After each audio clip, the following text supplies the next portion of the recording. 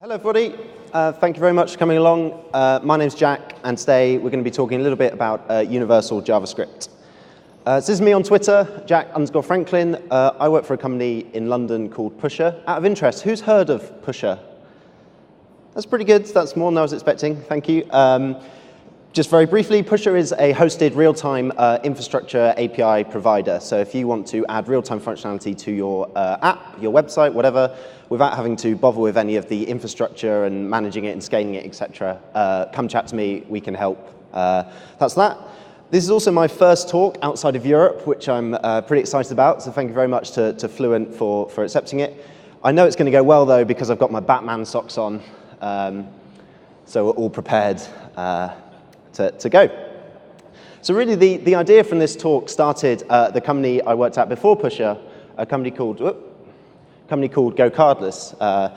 We were a payments provider based in the UK, and this was our homepage, gocardless.com. And at first, we built just an English version of the site because we only served UK customers at that point in time.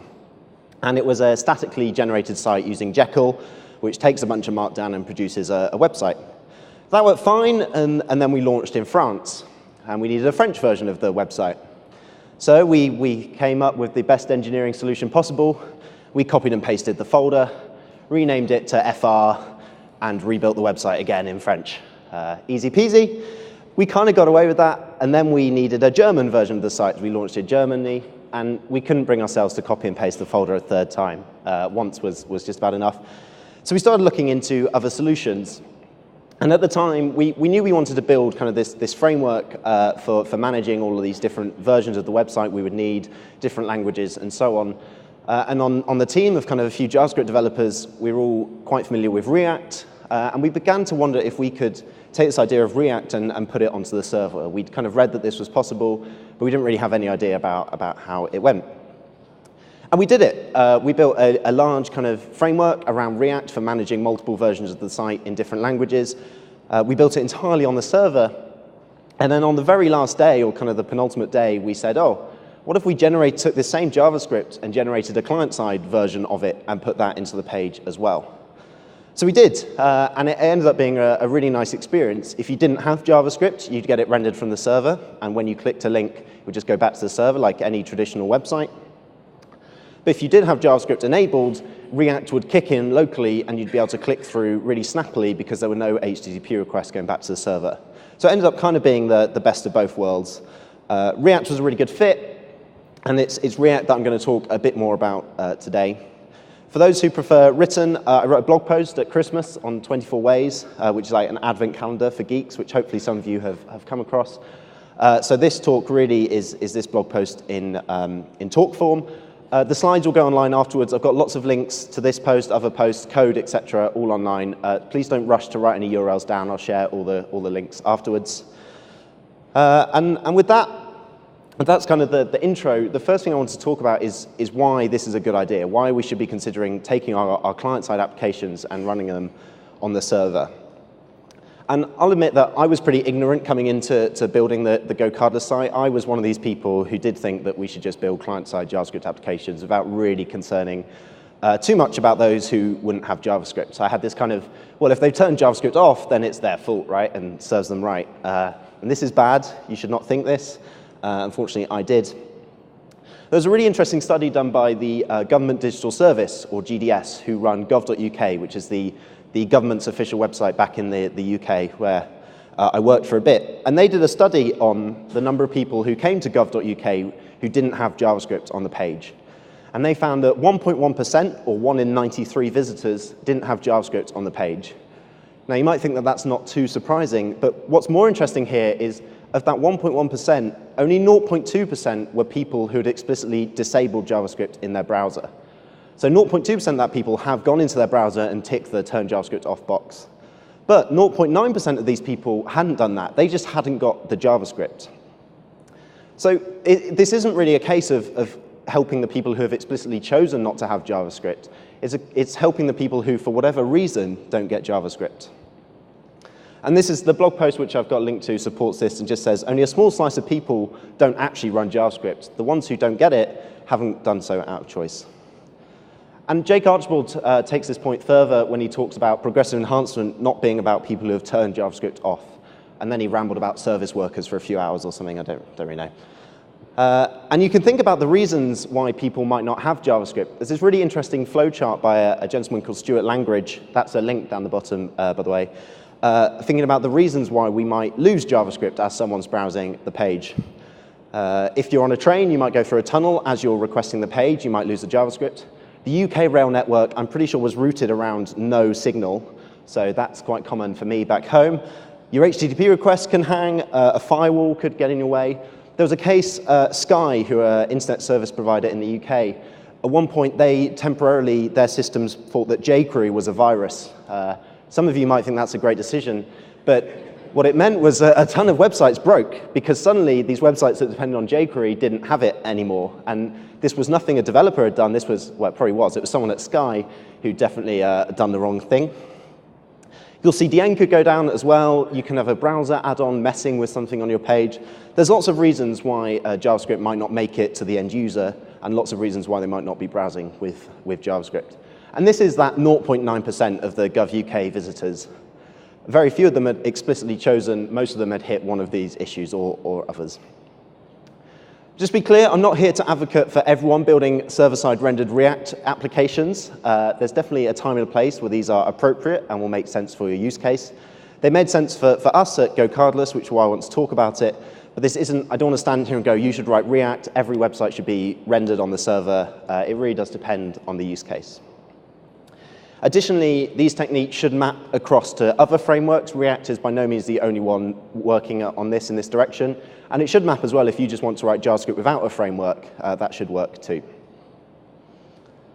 And a lot of this as well is particularly cutting edge. Client applications or client-side JavaScript is pretty kind of cutting edge. Taking this stuff back onto the server is even more so.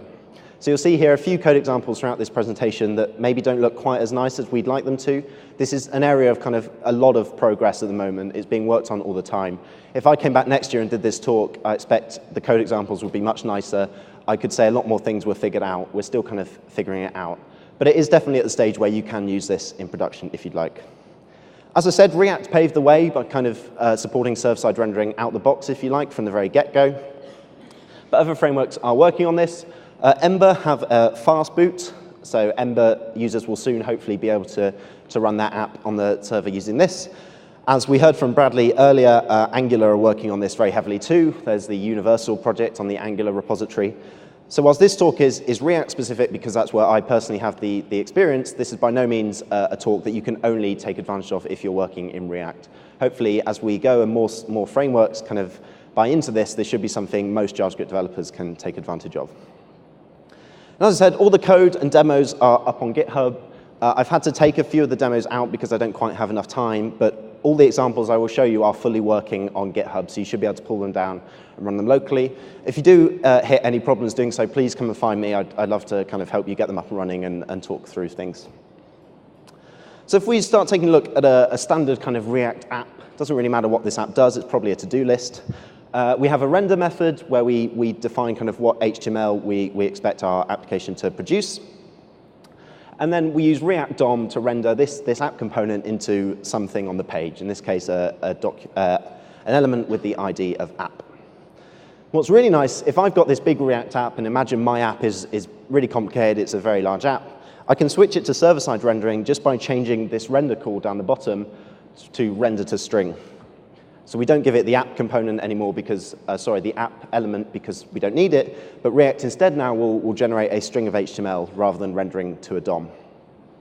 This is really nice. The most important thing to note about these two slides is that the my app component never changes and what's inside it doesn't change. You don't have to make any changes, you just change your rendering method effectively.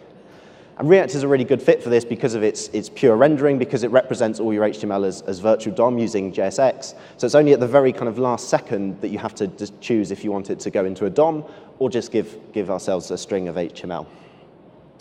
So running a little node server that gets us started here is pretty straightforward as well.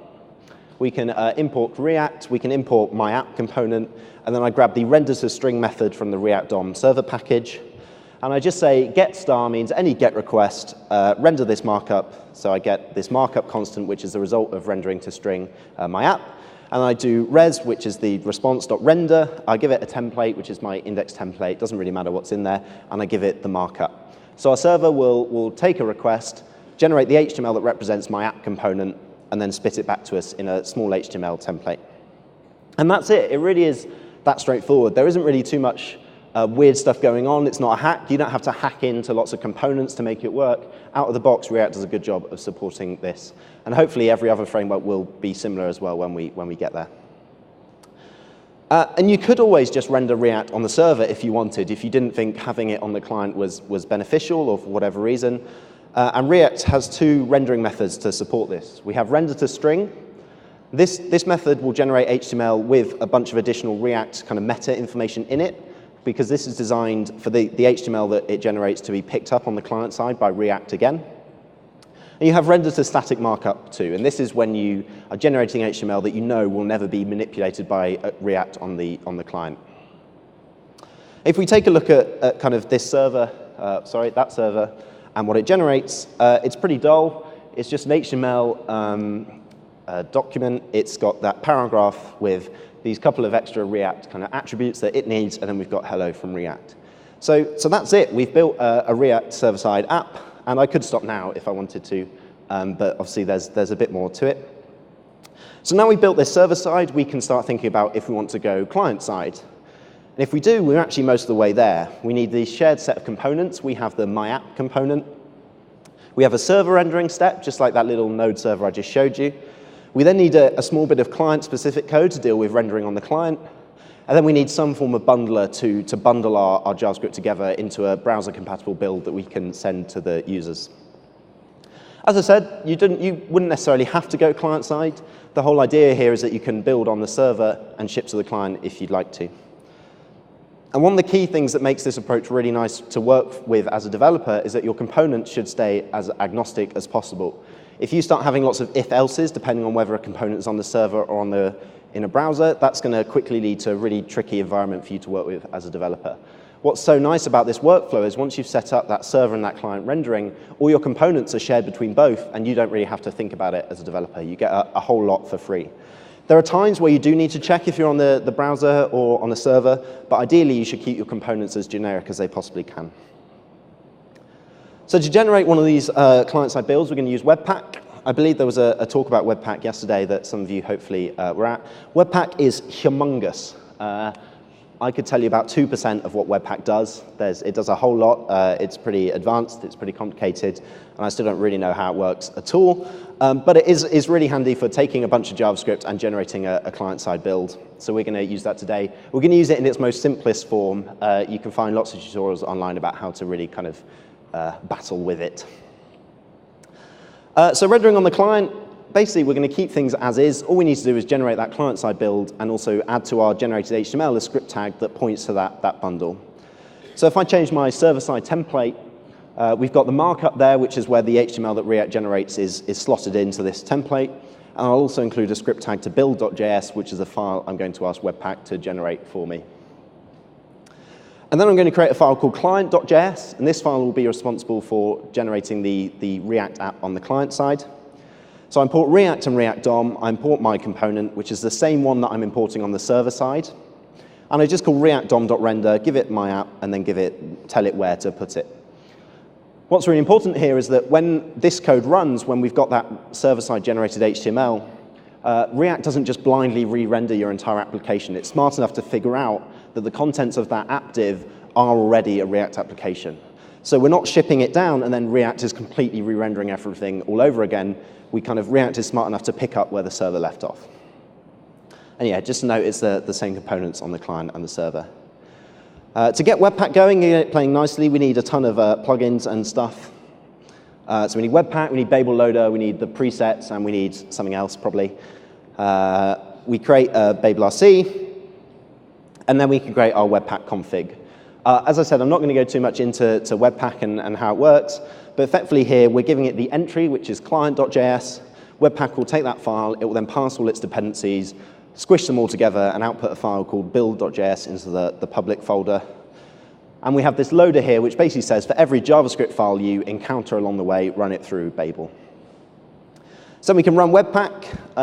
Note that if this was a production deploy, I certainly would be minifying and configuring Webpack to get this bundle down a bunch. I don't think 690 kilobytes for a Hello World app is acceptable.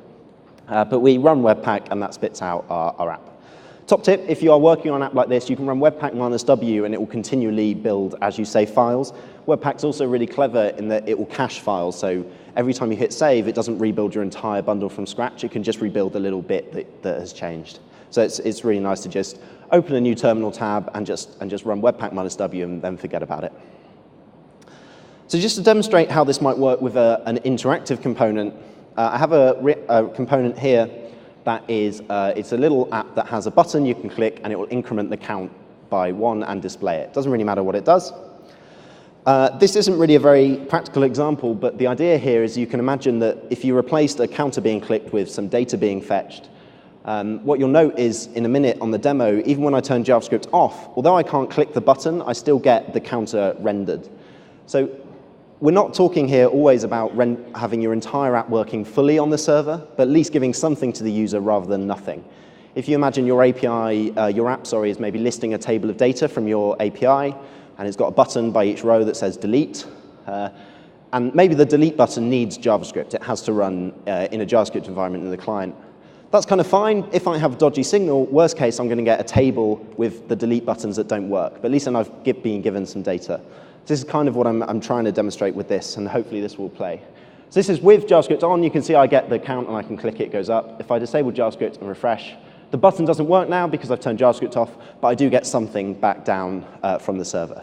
So this is the idea. We at least give the user something in the worst case scenario. And a read-only experience is way better than no experience. Like we've all experienced the white page and refreshing on a train or whatever. So moving on very quickly to talk a bit about routing. We all know, hopefully, that URLs are really important. I think these used to be common, and thankfully it's not so much now. We've all been in a JavaScript app where you've copied a URL or you've accidentally refreshed and you're back to the home page because it doesn't update the URL. There's nothing worse than that, really. Don't be that person. Thankfully, there is React Router, which is the kind of the go-to standard, de facto, pretty established routing solution for React applications. And React Router supports server-side rendering as well. So it's pretty straightforward to get URLs working fully on the server and in the client. So first, we just need a few more components. I create app.js, which is heading to my Web 2.0 app. The curly braces and this.prop.stop.children is where we'll insert kind of the nested routes. So we'll have the app component that contains our whole app, and different components will be inserted in depending which route we're on. So that's all that means. If I create the index and just say this is the index page, there's nothing too exciting going on there. I then define our routes. React Router provides us with some route components that let us do that. So you can see I have app component that will match every single route, and inside there I have the index component. And now we can update our server-side rendering to match against these. Now, this is the bit where the API isn't quite as nice as maybe it could be, and it looks pretty kind of hideous at first glance. It's honestly not so bad, so please do stick with me. This is one of the bits where I think maybe in 6 months, 12 months, we'll probably have kind of cleaned out this API and learned a bit about how we can improve it. So the first thing we can do is import those routes. So that's these routes down here at the bottom. We're then going to import a couple of things from the React Router package that we need. We need match, which is the function that can take our routes and the current URL and figure out which routes need to be rendered. And we're going to take router context. This is a React component that React Router expects to be rendered that wraps your entire application with some routing logic. So you don't need to worry about how router context works. All you need to know is that it's a component that will wrap your entire app. And as I click around different URLs, the router context component will change what it renders to match what the URL is. So this is the whole thing. I am going to go into it step by step, so please don't panic, but that's kind of as much code as we need to write to get server-side routing going. So yeah, let's break that down a bit. So the first thing we do is match. A match takes the routes and also our location. In expressland, rec.url gives us the full URL. And it will look to see what routes need to be rendered and call our callback function. It will pass an error if something went wrong. That's the first argument. React Router fully supports redirects. So if there's a redirect route matched, it will tell us and pass the redirect location, so we know to do a server-side redirect. Finally, if we don't have an error and we don't have a redirect, it will pass render props. All these is the object of information, so our app knows, so React Router, knows what to be rendered. Again, the finer details of what this is, you don't have to worry about at all. So firstly, if there was an error, this is kind of unexpected. This shouldn't happen. This is where you'd probably do your fail whale or similar. Does a fail whale still exist? I don't even know if it still exists. But this is where you would fail whale or show a hilarious page or link to your status page or something. Else, if we got a redirect, we would redirect with a HTTP 302, giving it the path name and any extra parameters. It's kind of fine. Else, if we have render props, that means, right, we've got the information we need to render our application. So I'll pass in markup to my index template, and I'll give it router context, and then I'll take all the render properties and I'll pass them through to the React component as properties on there too. This ... effectively is a shorthand for taking an object and passing it all as properties into a React component. Finally, if we get all the way through and we didn't have an error, we didn't have a location, and we didn't have render props, it's probably a 404. That's kind of the best bet, although you can handle 404s in React Router, so I'll just send 404. It doesn't really matter. And if we run that and I visit it locally, I do get my Web 2.0 app, and this is an index page. So I'm not quite ready to sell for millions, but we do now have React routing working on the server. And just to demonstrate now, once you've got that kind of hairy bit set up, it's pretty easy to start adding new pages. So let's add an about page. So I'm going to add an about page. I want to get hired, so I'm going to say I'm a rockstar developer. I'm sure that will work. We go into routes, and we just add a new route at /about, which uses that about component. And then just to demonstrate it, I go into the app component, and I use React Router's link component, which is kind of a layer on top of anchors. The main reason this is useful is because, obviously, if we go to the client and we do have JavaScript enabled, the link component won't make our user go back to the server. It will navigate entirely in browser. So if I generate that, and I don't generate the client-side bundle, so we're running server-side only at this point, it all works kind of fine. Hopefully you can just about see that I'm clicking, and although it's really, really quick, it is going to the server every time and rendering what we'd expect. So that's really nice. That works pretty well. Then we can update the client side, so we have routing on the client as well. We render now this router component, we give it all our routes, and we give it this browser history object.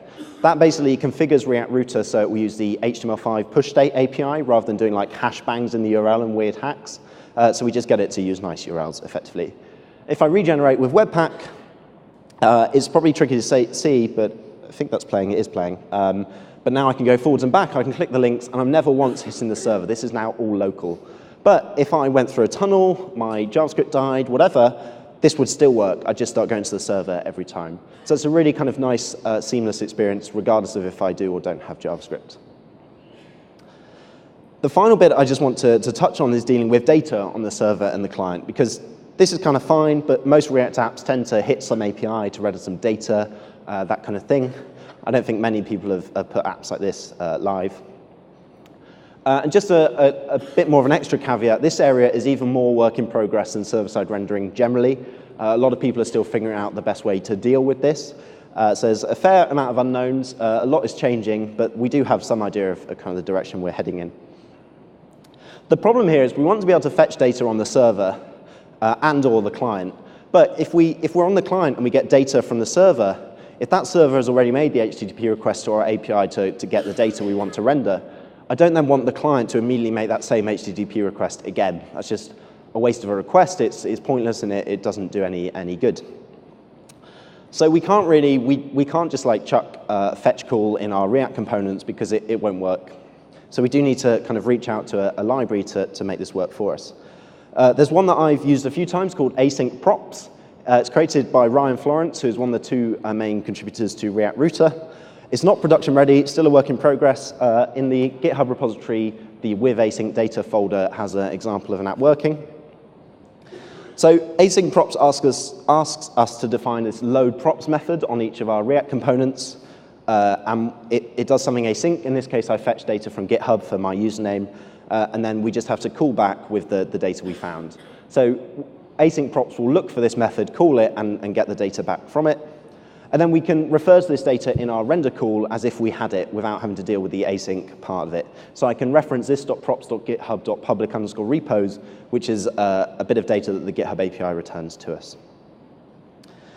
I'm not going to show you how to do it because there's code and I don't have too much time, but async props, the way it works, it generates a script tag that contains the data that it fetched on the server that then passes down to the client. The client then looks for that kind of script tag and it exposes some data on the window object and will render based on that data rather than making the HTTP request all over again. Async props is one of many. There's also React Resolver, which is a slightly different take, a similar idea. That's pretty small, so you probably can't read it. The idea is we decorate our components with using React Resolver. So we say to React Resolver, hey, before you render this component, we need to resolve this async thing. In my case, again, I'm just fetching data from GitHub. React Resolver then gives you some data that you need to expose as window.__React Resolver payload__. The data gets resolved on the server, sent down to the client, and again, the client will first look to see if that payload exists on the window object before then making the request again. So we don't have to make the request twice. The server makes it once, and then the client just gets the data from the server. And here's a little video just showing you that this does work. So you can see here, this has come down from the server, and I haven't had any extra requests to GitHub because it's all kind of working. If I disable JavaScript and refresh, it still works too. So that's working with and without JavaScript. As an aside, I disabled JavaScript to record this video and then spent about an hour figuring out why my app wasn't working last night on an entirely different project. If anyone from the Chrome team is here, I'd love a big, shiny, like, you've turned off JavaScript button somewhere on this page because it had me stuck for way too long. This area is, as I said, is very kind of being figured out, very rough around the edges. More solutions will come of this, I think, as Ember and Angular and other frameworks tackle the problem, we'll gain more info and more insight. There's a bunch of people doing it in different ways with React. So I'd like to think if I was back here in 12 months' time, I'd be able to give you a much more polished solution to the problem. Yeah. As I said, everything is on GitHub. If you look for the Universal React Talk repository, I'm around for the rest of the day. I'm happy to take questions kind of in person. I'm Jack_Franklin on Twitter. And jack@pusher.com. Feel free to email me at any point of any questions. And I think what's really important here is that Universal JavaScript clearly is here to stay. We've got enough people who kind of matter in the industry really buying into it. React, Ember, Angular, kind of the big three, if you like, all kind of gunning for it. Our techniques will refine over time as more and more people do it.